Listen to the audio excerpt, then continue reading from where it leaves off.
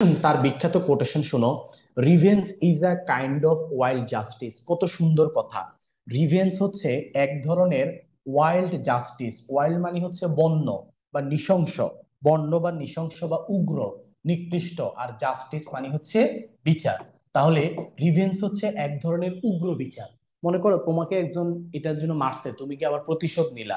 হ্যাঁ, এটা এক ধরনের বিচার, ঠিক আছে, মায়ের বদলে মায়ের দিবা। তবে এটা এটা একটা উগ্র বিচার। সে তোমাকে মারছে, তুমিও মারছো, মানে এটা কিন্তু তার লেভেলে তুমি চলে গেছো। এই জন্য বলেছে প্রতিশোধ হচ্ছে এক ধরনের বিচার, কিন্তু এটা এক ধরনের উগ্র বিচার, নিকৃষ্ট বিচার, পশুর মতো বিচার। প্রতিশোধ এক ধরনের উগ্র ধরনের বিচার। তো এখানে যেহেতু দেখো রিভেঞ্জ আছে, এই জন্য এটা হচ্ছে অফ রিভেঞ্জ প্রবন্ধ থেকে নেওয়া হয়েছে। যেহেতু এখানে রিভেঞ্জ আছে, তাহলে অফ রিভেঞ্জ প্রবন্ধ থেকে নেওয়া হয়েছে। রিভেঞ্জ আছে, এই জন্য মনে রাখবা প্রবন্ধের নাম হচ্ছে অফ রিভেঞ্জ। Of revenge. আচ্ছা শোনো, এরপরে দেখো উনি আরেকটা চমৎকার কথা বলছে। ইট ইজ ইম্পসিবল টু লাভ, অর্থাৎ অসম্ভব প্রেমে পড়া, টু লাভ প্রেমে পড়া, এন্ড বি ওয়াইজ এবং জ্ঞানী হওয়া। তুমি একই সাথে নিজেকে প্রেমিক প্রেমিক প্রেম করছো এবং নিজেকে জ্ঞানী ভাবছো, এটা সম্ভব না। এটার ভাবানুবোধ হচ্ছে এরকম যে বোকারা আসলে প্রেমে পড়ে, জ্ঞানী মানুষ কখনো প্রেমে পড়ে না। কিভাবে বলছো দেখো, it is impossible to love and be wise. তুমি প্রেমে পড়েছো আবার নিজেকে জ্ঞানী ভাবছো, অসম্ভব। এই ধরনের কথা যেহেতু ভালোবাসা নিয়ে, তাহলে এই প্রবন্ধের নাম হচ্ছে অফ লাভ। মনে রাখবা, জ্ঞানী মানুষ কখনো প্রেমে পড়ে না। আমার কথা না, এটা কার কথা? ফ্রান্সিস বেকনের কথা, ফ্রান্সিস বেকন। আচ্ছা, ওনার আরো চমৎকার কিছু উক্তি আছে। তিনি of marriage and single life এই বই থেকে, of marriage and single life প্রবন্ধ থেকে দুইটা চমৎকার উক্তি করে গেছেন। উনি বলেছেন, আনমেরিড ম্যান আর বেস্ট ফ্রেন্ডস, মানে অবিবাহিত মেয়েরা, অবিবাহিত পুরুষেরা মেয়েদের ভালো বন্ধু হইতে পারে, বেস্ট ফ্রেন্ড হইতে পারে, বেস্ট মাস্টার, তারা ভালো প্রভু হইতে পারে। মানে অবিবাহিত ছেলেরা মেয়েদের ভালো প্রভু, মানে মেয়েদেরকে ভালো গাইডলাইন করতে পারে, মেন্টর, মেন্টর হইতে পারে, ঠিক আছে, এরকম হইতে পারে, ভালো মোটিভেশন দিতে পারে। বেস্ট সার্ভেন্ট, তারা চাইলে ভালো কাজের লোক হইতে পারে, তাদেরকে দিয়ে খাটানো যায়। তবে কবি লেখক বলেছেন, নট অলওয়েজ বেস্ট সাবজেক্ট, তবে আসলে সব সময় তারা নির্ভরযোগ্য ব্যক্তি নয়। লেখক বলেছেন, ফ্রান্সিস বেকন বলেছেন, অবিবাহিত ছেলেরা মেয়েদের ভালো বন্ধু হইতে পারে, অবিবাহিত ছেলেরা মেয়েদের ভালো বন্ধু হইতে পারে, তারা চাইলে ভালো প্রভু হইতে পারে, ভালো সার্ভেন্ট কাজের লোক হইতে পারে, কিন্তু তারা সবসময় নির্ভরযোগ্য ব্যক্তি নয়। অর্থাৎ অবিবাহিত বা আনমেরিড ছেলেদের উপর মেয়েরা চাইলে সবসময় ডিপেন্ড করতে পারে না। উনি বলেছেন, ওয়াইফস আর ইয়াং মেন্স মিস্ট্রেস। মিস্ট্রেসের খাঁটি বাংলা হচ্ছে যৌন সাথী, সোজা কথা সেক্স পার্টনার যেটাকে বলে। তাহলে ওয়াইফস, স্ত্রীরা, স্ত্রীরা বা মেয়েরা, স্ত্রীরা, ইয়াং ম্যান যুবক পুরুষদের জন্য হচ্ছে যৌন সাথী, কম্পেনিয়ন্স ফর মিডল এজ মাঝ বয়সী পুরুষের জন্য তারা সঙ্গী, অ্যান্ড ওল্ড ম্যানস নার্সেস এবং বৃদ্ধ বয়সী পুরুষের জন্য তারা হচ্ছে সেবিকা।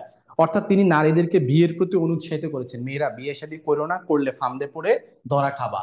কারণ তুমি যখন ইয়াং ছেলেদের জন্য নারীরা হচ্ছে যৌন সাথী, মাঝ বয়সী পুরুষের জন্য হচ্ছে সঙ্গী, বুড়ো বয়সে গেলে তারা সেবিকা হিসেবে কাজ করে। এই যেহেতু বিয়ে শাদী সংক্রান্ত, আনম্যারিড ওয়াইফ, তাহলে এই প্রবন্ধের নাম হচ্ছে of marriage and single life. এই যে দেখো, of marriage and single life থেকে নেওয়া হয়েছে, of marriage and single life.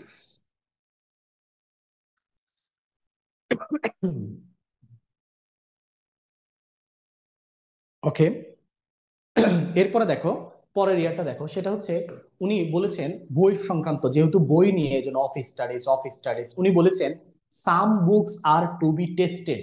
কিছু বই জাস্ট টেস্ট করার জন্য, জাস্ট টেস্ট করবা। দে,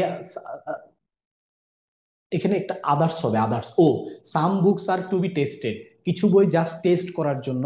এরপরে টেস্টেড, কিছু বই হচ্ছে টেস্ট করার জন্য। এখানে tasted, some books are to be tasted, কিছু বই টেস্ট করার জন্য। এই টেস্ট মানে হচ্ছে পরীক্ষা না, এটা হচ্ছে এরকম, এই যে টেস্ট করা মানে স্বাদ নেয়া। তাহলে কিছু বই হচ্ছে স্বাদ নেয়ার জন্য, আদার্স টু বি সোয়ালোড, কিছু গিলে ফেলার জন্য, and some to be chewed, এবং কিছু হচ্ছে চিবিয়ে চিবিয়ে খাওয়ার জন্য, আর এন্ড ডাইজেস্টেড এবং হজম করার জন্য।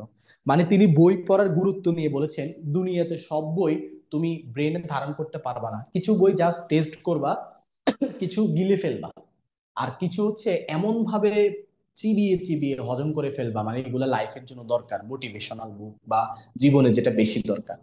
এরপরে উনি আরেকটা কথা বলেছেন, study serve for delight, for ornament, for ability. এটার ভাবানুবাদ হচ্ছে শিক্ষা মানুষকে তিনটা জিনিস দেয়, তিনটা জিনিস দেয়।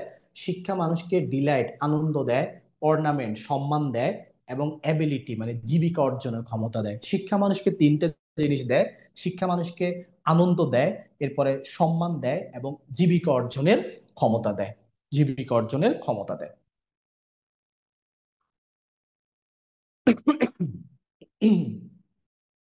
এরপরে দেখো, রিডিং, এটাও পড়ালেখা নিয়ে। রিডিং ম্যাকেতে ফুল ম্যান, রিডিং মানে কোনো কিছু পড়লে একজন মানুষ পরিপূর্ণ হয়। কনফারেন্স এ রেডি ম্যান, আলোচনা করলে মানুষ প্রস্তুত হয়।